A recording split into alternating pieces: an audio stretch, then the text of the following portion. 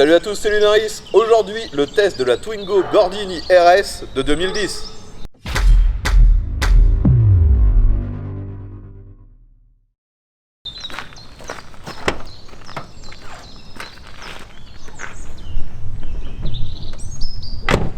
Les amis, me voilà parti pour le test de cette Twingo Gordini RS.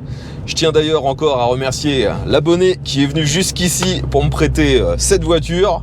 Donc les amis, je ne vais pas vous faire l'affront de vous réexpliquer ce qu'est une Twingo.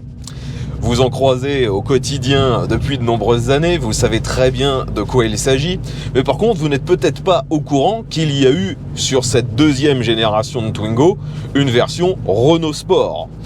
Et en plus, aujourd'hui, j'ai pas une Renault Sport classique, j'ai la finition Gordini. Alors, je vais pas non plus vous faire un cours d'histoire, mais globalement, Gordini, c'était, on va dire, un préparateur de course pour certaines Renault dans les années 50-60, si je me trompe pas.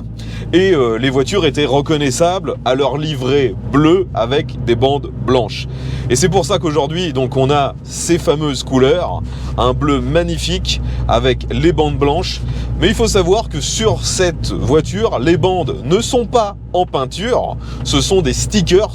D'ailleurs, on peut voir, pour renforcer, on va dire, l'exclusivité du véhicule, ce ne sont pas des pauvres bandes blanches classiques, on a le logo Gordini qui est directement dans les autocollants. Donc le modèle que je teste aujourd'hui est de 2010, il s'agit donc d'une Twingo RS phase 1, à ne pas confondre avec la phase 2 qui a une face avant assez différente. Et en plus, la particularité de cette phase 1, c'est d'être numérotée. On a un sigle à l'intérieur avec un numéro de série. Donc la Twingo RS est bien sûr une Twingo, donc une petite citadine que vous connaissez tous, mais boostée par la division sport de Renault. En plus, le modèle que je teste aujourd'hui a l'option châssis Cup qui renforce encore le côté sport et ça raffermit les suspensions. Cette voiture est motorisée par un 4 cylindres en ligne atmosphérique d'1,6 litre de cylindrée et celui-ci développe 133 chevaux. C'est d'ailleurs le même moteur que sur la version 1,6 litre de la Renault Wind. On reconnaît bien sûr la version RS d'une version standard à cause du kit carrosserie qui élargit complètement la voiture. C'est un kit qui va du pare-choc avant jusqu'à l'arrière. On voit d'ailleurs plus exactement le kit quand il arrive au niveau de la trappe de carburant. On voit que ça fait une petite découpe qui n'est pas vraiment naturelle. La voiture que j'ai le privilège de tester aujourd'hui est strictement d'origine à une exception près. On peut entendre que l'échappement a été un petit peu modifié.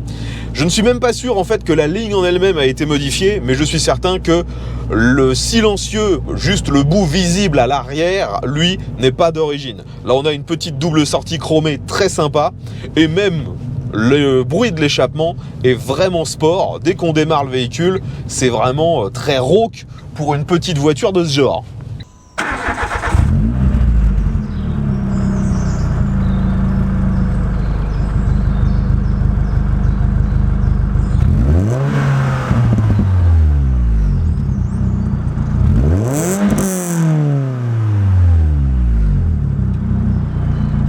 Actuellement, comme vous pouvez le voir, je suis en ville et il n'y a absolument aucune difficulté avec cette voiture. C'est une citadine à la base, elle est toute petite, c'est ultra facile à manœuvrer. En plus, on a de très grands espaces vitrés sur cette voiture. On a juste de légers angles morts au niveau des montants à l'avant et d'autres un petit peu plus gros à l'arrière dans les encadrements du coffre.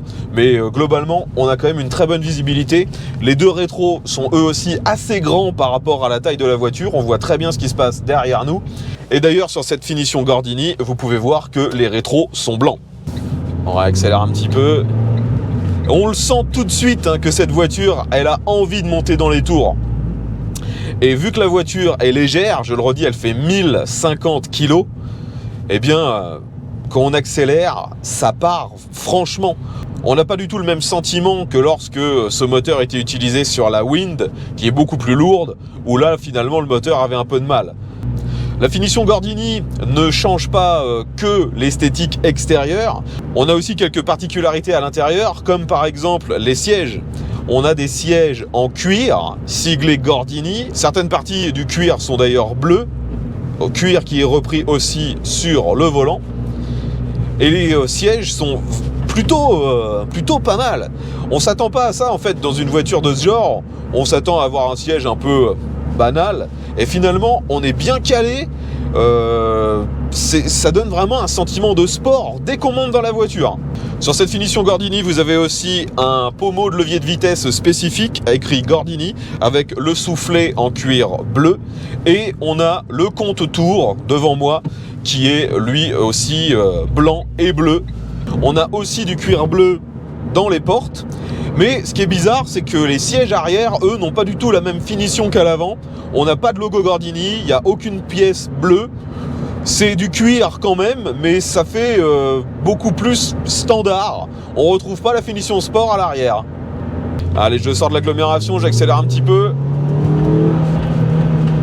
Quand je vous dis, elle n'incite qu'à rouler fort cette voiture. On n'a pas des performances de dingue, ça reste un 1,6 litre 230 chevaux. Mais le moteur, il vous incite à taper dedans. C'est vraiment l'esprit d'une petite GTI. Comme d'habitude, je m'arrête sur cette route afin de tester l'accélération.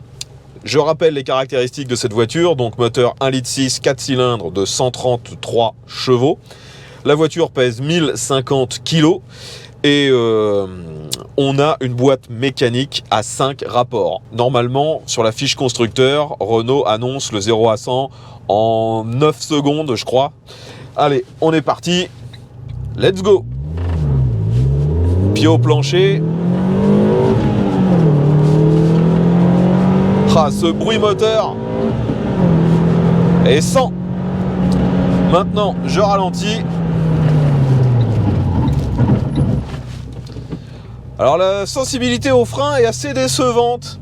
C'est un peu mou quand on commence à freiner. Il faut vraiment piler à mort pour avoir une grosse décélération. Je vais réessayer dans l'autre sens, mais pour l'instant, je suis assez déçu sur le freinage.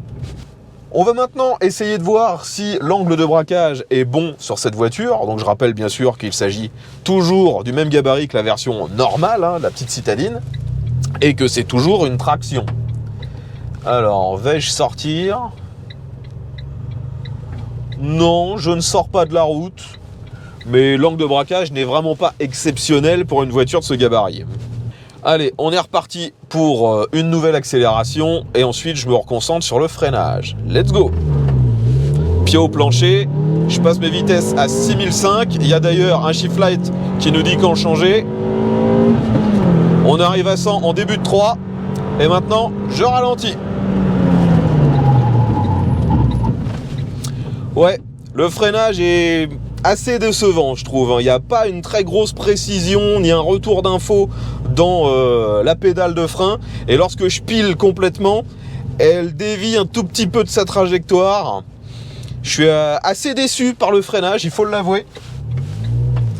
Par contre, pour le moteur, il est largement suffisant sur cette voiture et il incite réellement à le monter dans les tours. Faut pas s'arrêter à 4-5 000 tours, il faut le monter à 6 500, 7 000. Faut aller au rupteur avec cette petite machine. Allez, on va prendre ce rond-point un petit peu vite.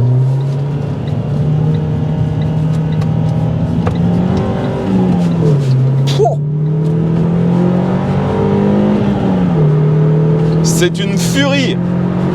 On a des sensations tout le temps. Finalement, je regarde le compteur et j'avais déjà l'impression de rouler bien plus vite que la vitesse réelle. La voiture, elle est rivée au sol avec ce châssis cup. Elle ne prend quasiment pas de roulis. Vous pouvez réaccélérer à fond. Les roues, les pneus sont rivés au sol. C'est très très surprenant pour ce genre de voiture. J'ai l'impression qu'elle est finalement bien plus précise que par exemple la Fiat Abarth que j'avais pu tester. Celle-ci me semble vraiment plus d'une meilleure tenue de route. Et le moteur, vu que c'est pas un moteur turbo, c'est beaucoup plus facilement gérable. Et ça donne des sensations, c'est vraiment top. Le problème pour l'instant, que je pourrais dire, c'est que ça incite beaucoup trop vite à faire le con. Au niveau de l'instrumentation de bord, vous l'avez vu, on est toujours sur la même chose que sur les autres Twingo, hein. On a le compteur numérique avec des rétroéclairages orange en plein milieu de la console centrale. Juste à côté, un autre petit écran qui lui est relié aux fonctions de l'autoradio. Et sur cette version Gordini, on a le compte-tours juste devant nous en couleur blanc et bleu. Moi, je suis de nouveau en ville et clairement, quand on veut rouler cool à 50 km/h, c'est faisable. On reste entre 1500 et 2500 tours et ça se passe bien, il n'y a pas trop de bruit. Par contre, avec ce châssis cup, dès que la route a la moindre imperfection, tout de suite, vous le sentez. Moi perso, j'aime bien cette sensation parce que justement, ça vous renvoie beaucoup d'informations lorsque vous roulez un peu fort. Mais je peux comprendre qu'en tant que passager dans cette voiture, ce soit assez vite désagréable. Là, par exemple, je vais emprunter une petite zone pavée. Ça tremble énormément. C'est limite si je peux pas compter le nombre de pavés tellement l'information remonte directement dans la voiture. Allez, je réaccélère un peu. La sonorité est vraiment sympa et dans les virages, la tenue de route est exceptionnelle. J'ai rarement en fait conduit une petite voiture de ce genre qui me prenait aucun roulis, quoi. Ça bouge pas, quoi. Moi, je bouge un peu dans le siège, mais la voiture, elle reste à plat en permanence. C'est hallucinant. Au niveau du style, une particularité dont j'ai oublié de vous parler, ce sont les jantes. Actuellement, on a des jantes avec des inserts à l'intérieur qui sont bleus. En fait, la peinture à l'intérieur de la jante est bleue, alors que le reste, c'est poli. Et ces jantes étaient en option. C'est pas parce que vous aviez choisi la couleur bleue avec la finition Gordini qu'on allait directement vous mettre des jantes raccord. C'était une option. Allez, on accélère un peu.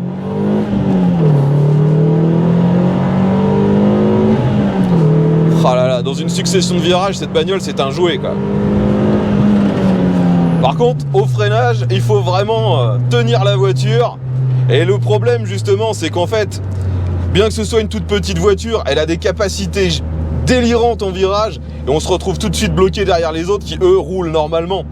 C'est assez frustrant, hein. J'aimerais vraiment avoir les routes désertes pour moi. J'ai eu l'occasion de tester un petit peu cette voiture dans des vrais virages très tortueux. C'est juste du bonheur. Là, malheureusement, je suis un peu bloqué. Allez, de nouveau ce rond-point que je prends un peu vite. Prise d'info impeccable. Et je ressors, j'accélère à fond. On monte à 6005. On peut même monter à 7000.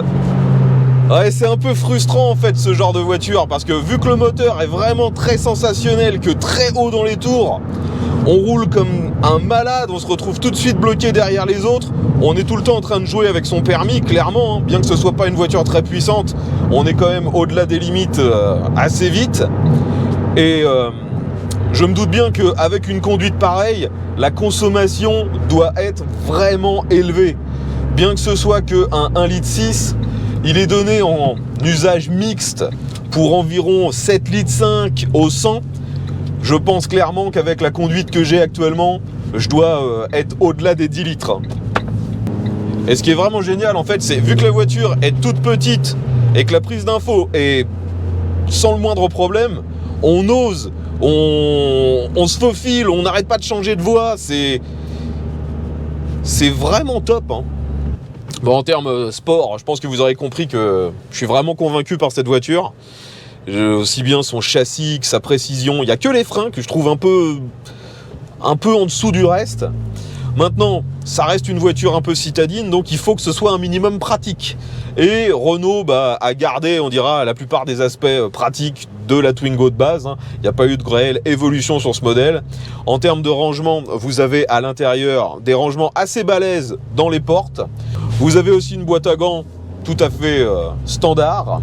À l'arrière, forcément, on a un coffre assez petit, mais vous pouvez facilement étendre la capacité de celui-ci en ravançant les sièges arrière, car il ne s'agit pas d'une banquette, mais bien de sièges indépendants, et vous pouvez même les rabattre afin d'avoir vraiment beaucoup plus de place. Donc si vous êtes seul dans la voiture, vous pouvez vous déplacer avec pas mal de choses. Franchement, c'est quand même très très pratique au quotidien. En plus, les sièges arrière peuvent se rabattre indépendamment l'un de l'autre, donc vous pouvez rouler à 3 dans la voiture avec quand même une bonne capacité de bagage. Après, ce qui me gêne toujours un peu sur ces petites citadines françaises, c'est la finition intérieure. C'est vraiment pas terrible, même sur cette version Gordini, qui est quand même une des finitions les plus haut de gamme, peut-être même la plus haut de gamme proposée à l'époque sur cette voiture. Je vous l'ai dit, on a du cuir un petit peu partout, mais quand on regarde les plastiques, que ce soit sur les portes, sur le tableau de bord, ce sont des plastiques durs, un petit peu texturés, histoire de donner l'illusion qu'il s'agit de bois ou de cuir, mais franchement, c'est pas très beau. Et je vous parle même pas de la console centrale avec tous les écrans qui sont en rétroéclairage orange. Ça vieillit à mort la voiture. Au niveau de l'éclairage, sur cette Twingo, il n'y a pas réellement de particularité, ni par le fait que ce soit une RS, ni du fait que ce soit une Gordini. On retrouve des optiques avec un look moderne, mais ça reste de l'éclairage halogène, que ce soit à l'avant ou à l'arrière.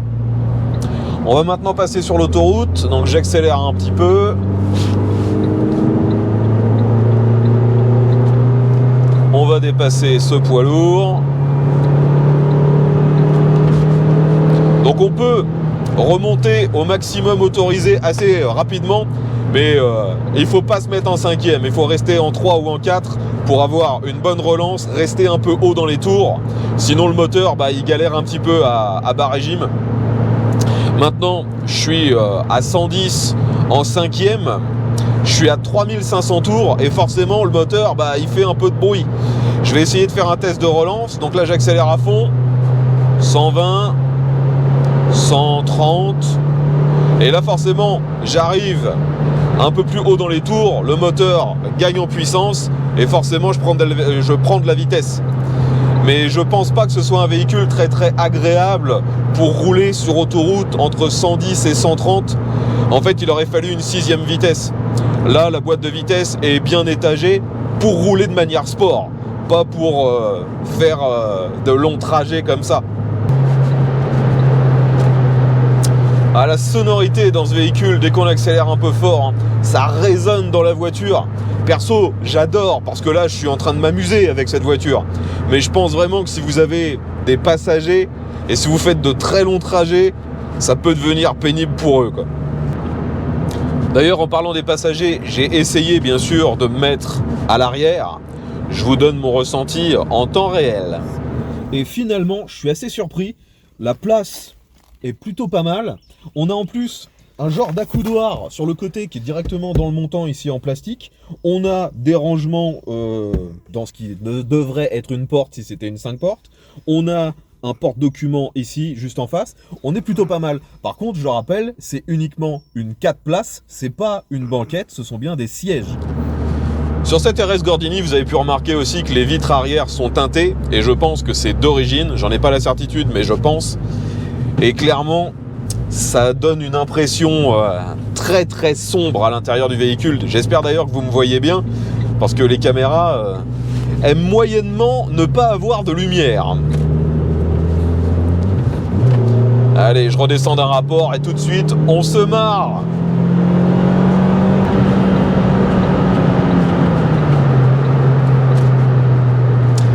Ah là là. Bon les amis, je pense clairement que vous l'aurez compris, j'adore cette petite bagnole. Je m'y attendais pas parce que esthétiquement, j'ai jamais aimé la Twingo. Surtout cette Twingo 2, j'ai toujours trouvé qu'elle ressemblait à mon goût beaucoup trop à une C2. Mais vraiment, déjà, le fait qu'elle soit en finition Gordini, c'est le plus joli qu'on peut avoir pour moi avec cette Twingo. Et au niveau des perfs et de la conduite, je suis bluffé. La puissance en elle-même n'est pas dingue, mais on a vraiment une tenue de route et un plaisir de conduite qui est vraiment surprenant. Donc finalement, maintenant, c'est une des dernières vraies petites GTI qui sont encore disponibles actuellement sur le marché de l'occasion pour pas trop cher.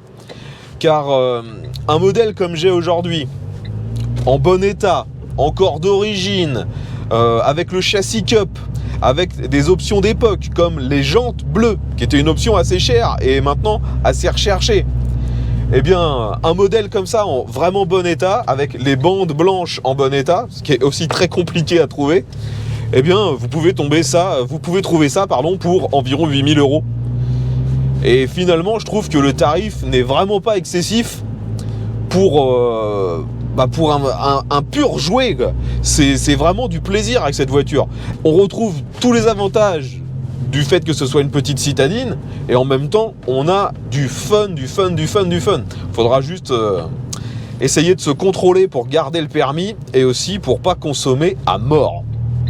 Si vous avez des questions concernant ce modèle, mettez ça bien sûr dans les commentaires. Si vous possédez ce modèle, que ce soit la finition Gordini ou pas, eh bien, dites-nous ce que vous en pensez, ce que vous en avez pensé, quelles options vous avez mis dessus, quels points sont négatifs à vos yeux, est-ce que vous avez eu des problèmes, que ce soit au niveau de la finition, de la tenue dans le temps, des problèmes mécaniques. Ce sera intéressant d'avoir vos retours parce que c'est une voiture qui est pas si fréquente que ça. D'ailleurs, je sais pas combien ils en ont vendu de ces RS Gordini, mais ça a l'air d'être un chiffre assez faible. Donc je pense vraiment qu'à l'avenir, ce genre de petit bolide va voir sa cote augmenter, surtout qu'en plus, je vous l'ai déjà dit, on est sur une finition rare, la Gordini RS, et en plus, c'est une série numérotée, ce qui est assez important pour les collectionneurs. J'espère que vous aurez apprécié cette vidéo autant que moi j'ai apprécié tester cette voiture. Si c'est le cas, pensez à mettre un petit pouce vers le haut, à partager la vidéo sur les réseaux sociaux.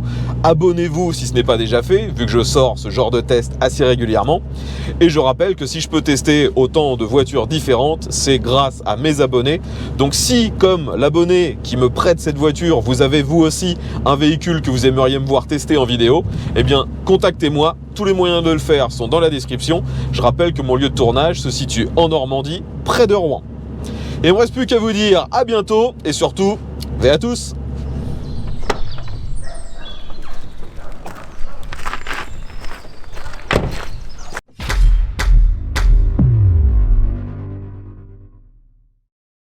En plus, je rappelle que Renault vient de mettre fin à toute la gamme RS. Donc clairement, d'ici quelques années, cette voiture va vraiment valoir une petite fortune, je pense.